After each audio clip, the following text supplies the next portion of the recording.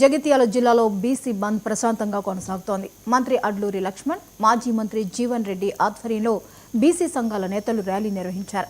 RTC బస్సులు డిపోలకే పరిమితం కాగా పెట్రోల్ బంకులు, దుకాణాలు, పాఠశాలలు మూసివేశారు. జిల్లాలో ఎలాంటి అవాంఛనీయ సంఘటనలు జరగకుండా పోలీసులు భద్రతా చర్యలు తీసుకుంటున్నారు.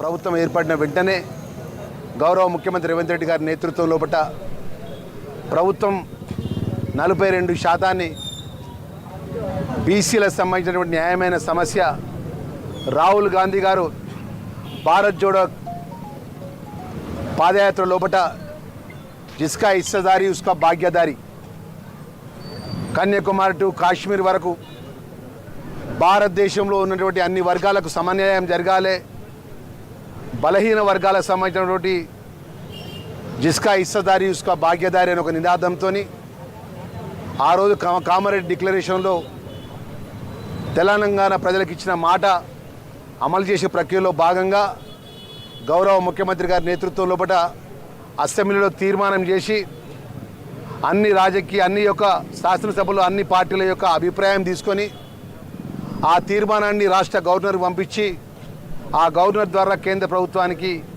ఆర్డినెన్స్ రూపకంగా ప్రభుత్వం చేయాల్సినటువంటి అన్ని కార్యక్రమాలు బలహీన వర్గాల